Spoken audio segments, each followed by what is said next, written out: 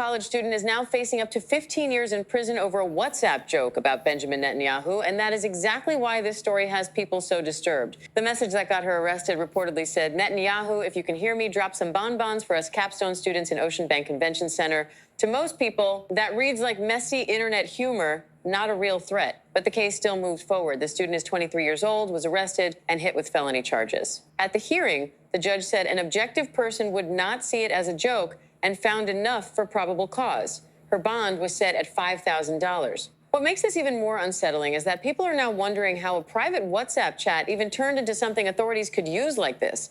That alone is creeping a lot of people out. On top of that, critics see this as a direct attack on free speech. Their point is simple. You do not have to like the joke, and you can think it was stupid, but treating a bizarre message like a major felony feels way too far. That is why this case is getting such a strong reaction.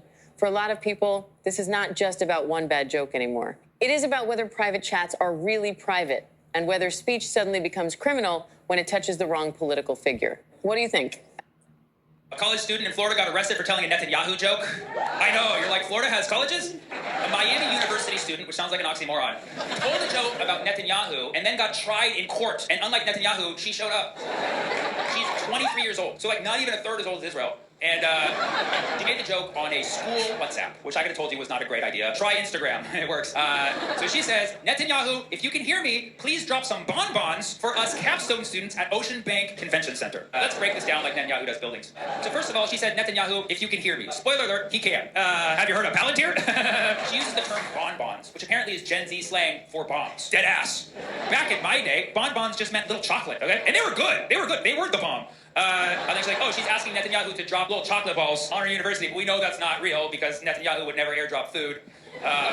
Bonbons can just seem so subjective. To me, that sounds like slang for like when you have quality time with someone. Like, hey, Sarah, you want to do bonbons later? And lastly, you don't need to ask Netanyahu to bomb a university. You know what I mean? Within 20 hours, she was arrested. So yeah, Netanyahu heard her. She got charged with a second-degree felony. Second degree, which is what she's going to need after this. She could be facing up to 15 years in prison. I looked up some Florida laws. Apparently, it's the same exact charge, a second-degrry felony for an adult to have sex with a minor. Even crazier, there's a specific clause in the law called the Romeo and Juliet provision, because I guess Woody and Soon wasn't available. Sorry, too soon. And it says that if an adult is between 18 and 24 and they sleep with a 16 or 17-year-old, they don't really get charged. This 23-year-old got a higher charge for telling a joke than she would have if she and a 16-year-old made bonbons.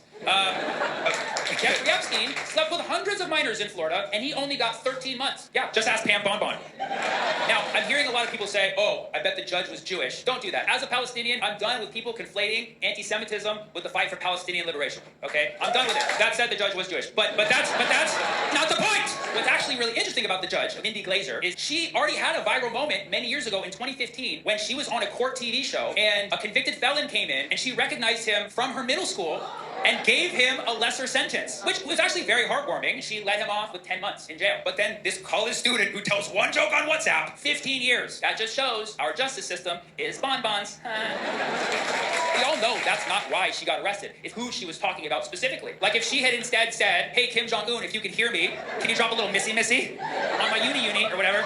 Meanwhile, Netanyahu drops 6 Hiroshimas worth of bombs on Gaza, and he's protected in the land of free speech. This is why people say we will not be free until Palestine is free. It took a 23-year-old getting arrested over a joke for people to realize the stronghold Israel has over our free speech in America. When Israel is not our country, it's not even its own country. The majority of people in Israel are not even from Israel. Like genetically, like they're allergic to olives and shit. So yeah, I'm gonna make a movie about all this. I'm gonna call it 23andMe. Iran, if you can hear me, drop a Lego about this. Shalom. I want to start this off by giving our praise and glory to Yahweh, Bashim Yahushai, Wahawar Kakwadash. Double honor, salutations, peace, and blessings to you, like men of Israel, starting with the apostles and our bishops of the Great Millstone Church, down to the rest of you brothers and the brothers I labor with, who all push forth the will and doctrine of Yahweh, Bashim Yahushai, in all faith, truth, and sincerity, according to the true understanding of the scriptures. To all of you, I say Shalom. So this is a quick lesson. I seen this information come out. And when I seen it, I thought it was interesting. Because first I seen the first clip, and then I seen the second clip, probably like, maybe like 10 minutes, 20 minutes later or something like that. But nonetheless, when I seen the second one, I was like, okay, that's the second witness to it. And I looked it up. And also, looked it up on Chat GPT just to see what the chat would say too, and it basically confirmed the situation to be true. And then it's just a furtherance of what we already know to be the case. You know, like these so-called white people, so-called small hats, right? Uh, that are in the land of Israel aren't actual Israelites, you know, and the Lord is having things manifest to where the scriptures are being able to be seen clearly, you know, because the scriptures talk about how the wicked is going to be revealed, and that's what this is showing, right? But on top of that, prophecy is also being shown, you know. So I just wanted to get a couple of scriptures on this, you know, Lord, willing, this be, you know, something quick and something edifying, right? So I'm gonna start with this one first, because this is the first scripture that came to mind when watching this, right?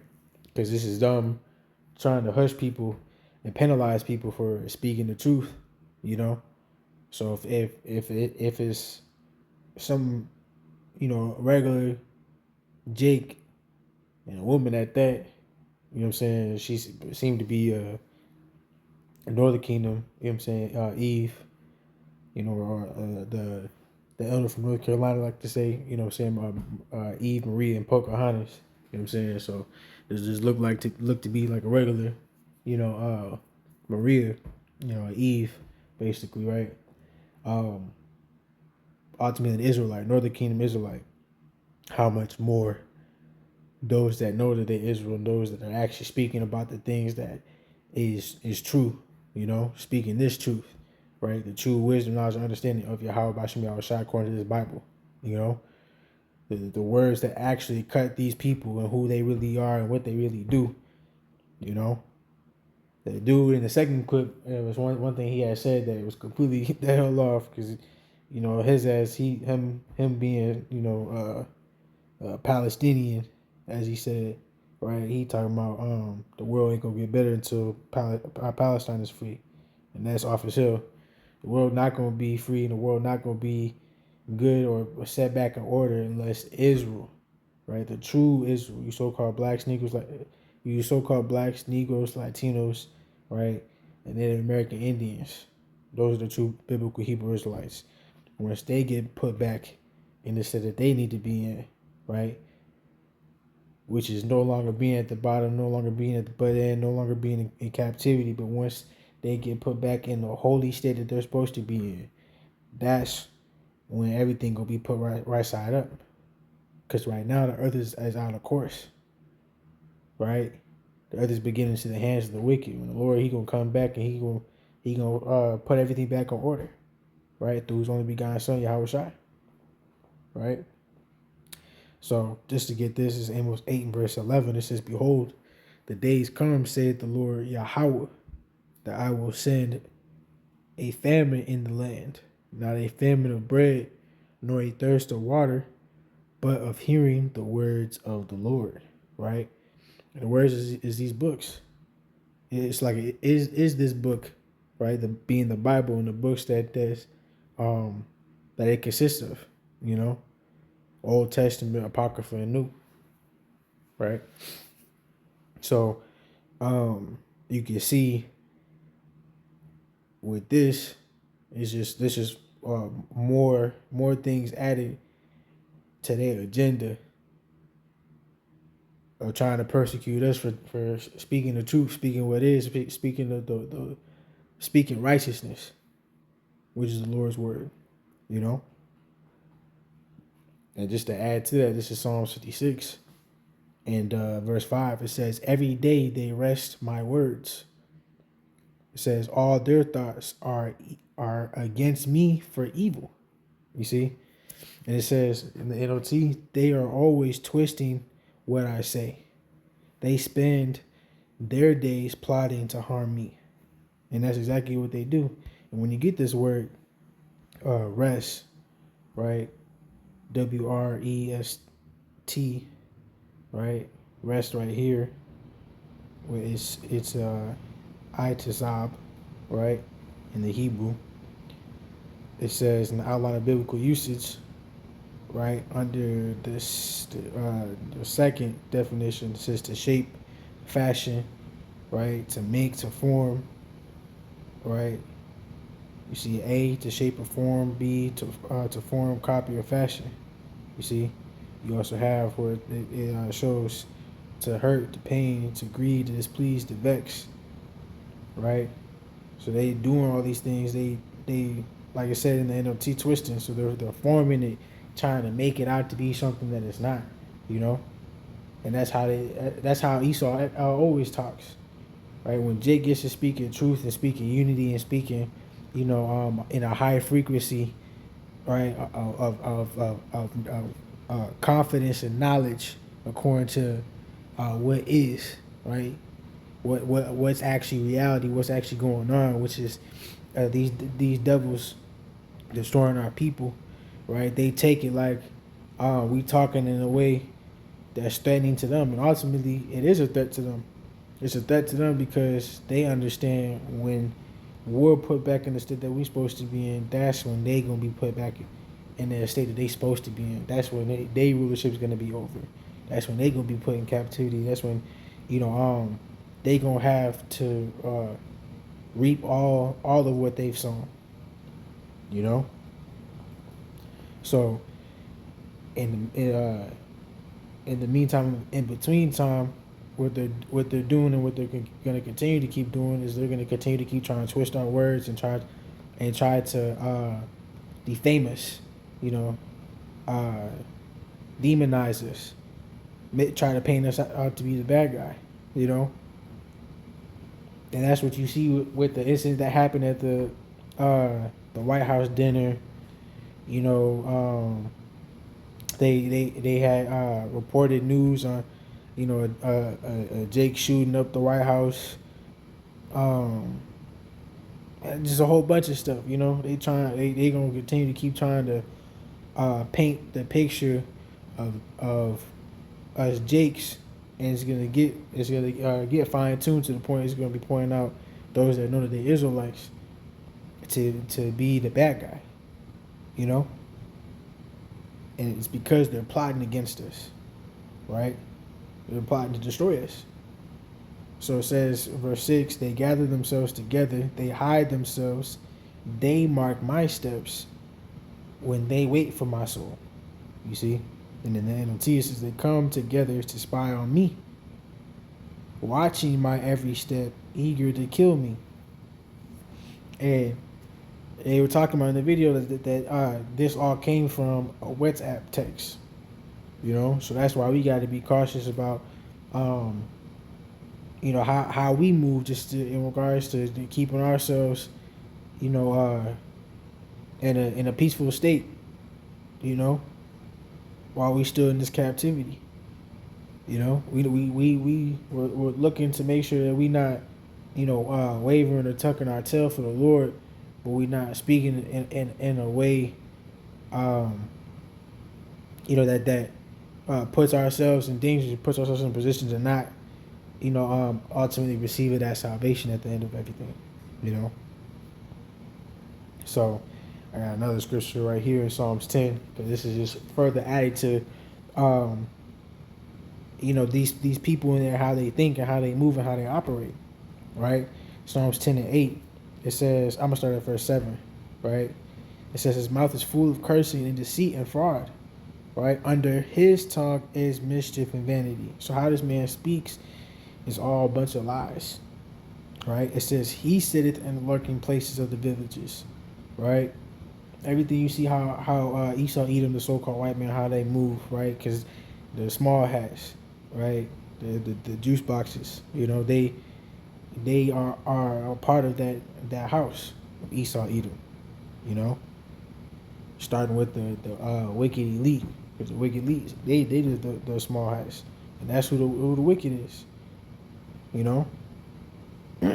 That's who's gonna be the one to be trying to implement this MOTB, the RFID, and they're doing that to have you be a forever slave to them, right? To have them be, a God unto you, your God, versus the one true God, which is supposed to be your one and only God, being Yahweh Bashem Shai. Isaiah 14 talks about them. You know, they're looking to be like the Most High, so they trying to number things as such and control things as such. This is what they do, and this is how they do it. You know, they hide behind closed doors. They move and operate like bitches. You know, excuse my French, right?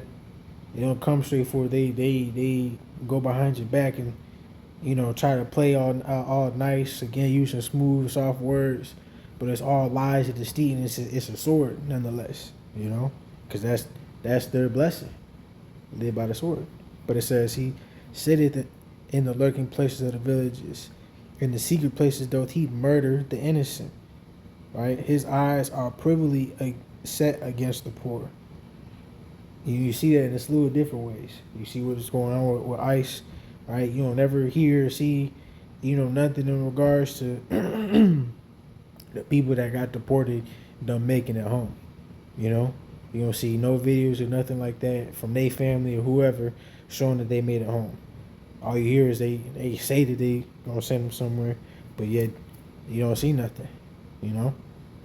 You see more reports of things happening, of wickedness behind closed doors in these detention center camps, So it says, his eyes are privily set against the poor. He lieth in wait secretly as a lion in his den. He lieth in wait to catch the poor. And that poor and that innocent, right, is us. Right, you so-called blacks, Latinos, and American Indians. It says, when he draweth him into his net, you see, he croucheth and humbleth himself, that the poor may fall by his strong ones. So he acts innocent, helpless. He acts and talks in a way to where he draws you in, all for you to get caught. To get God, because he looking to get you. It says he has said in his heart, God hath forgotten. He hideth his face. He will never see it. Right? So he thinking he all good. He thinking he straight to be able to do as he please. Right? But it's all but an illusion, a dream, if you will. Because even with them doing all these things, right, and them thinking that their house is gonna last forever, the Lord, he gonna wreck shop. Though they think they can continue to keep building, everything gonna be like shaft. Everything gonna be like what's the word I'm looking for? Chaff. That's what the word I meant to say.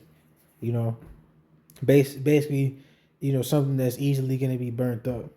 Because when the Lord come back, that's exactly what's gonna happen. And the Lord gonna set everything right side up, and we gonna be put back in the state that we supposed to be in.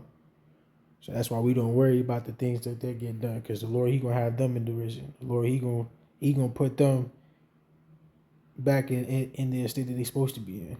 That's why it says here, Psalm 37, I'll end it. Psalm 37:7, rest in the Lord and wait patiently for him.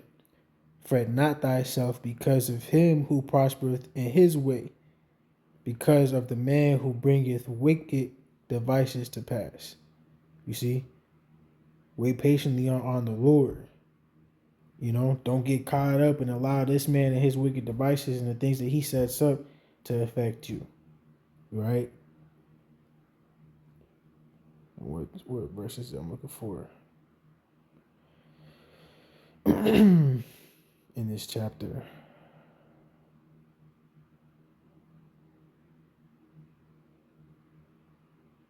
Yeah, verse 28, that's a good one too.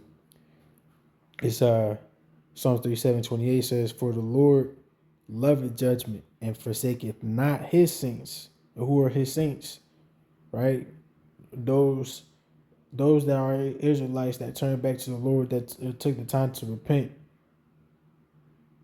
Right? Those that have made themselves holy. Those that are not caught up in this world and abuse this world and allow the world to abuse them. Those that aren't living in wickedness and choosing to live in unrighteousness. right? But those that actually choose to live in righteousness and push forth and promote the Lord's righteousness. That's going to be the 144,000 in the numerable multitude, you know? The 1/3 versus the 2/3. But it says, they are preserved forever, but the seed of the wicked shall be cut off. You see? You see, which...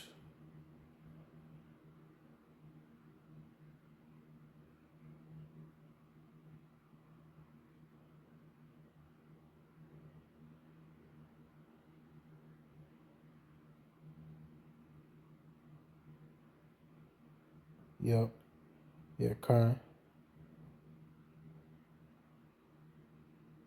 Yeah. Psalms 37 and 31, the law of his God is in his heart.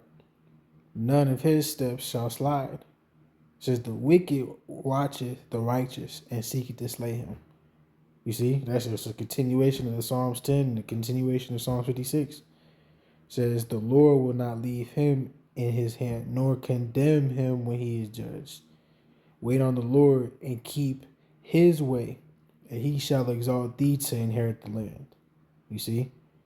It says, when the wicked are cut off, thou shalt see it. And that's exactly what's going to happen. You know? That's exactly what's going to happen. At 38, but the transgressors shall be destroyed together. The end of the wicked shall be cut off. You know? It's a great chapter. It says, but the salvation of the righteous is of the Lord. He is their strength in the time of trouble. Right? And that's what we get to. You know? We already in the midst of Jacob's trouble.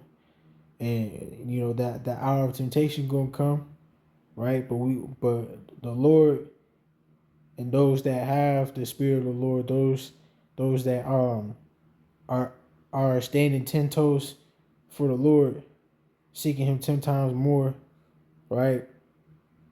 They gonna be the ones to not fall for it. They gonna be the ones that's gonna give their life for the Lord, and the Lord gonna bless them, you know, whether they be martyrs or not.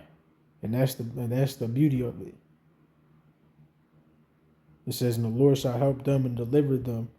He shall deliver them from the wicked and save them because they trust in him. You see? So just be aware and be cautious, you know. It's a consistent update every day. We getting closer and closer to the end. So with that, Lord willing, it's been edifying. Give all honor, praise, and glory to Yahweh, Ba'ashem Yahushai, Kwakwa Dash. Till next time, shalom.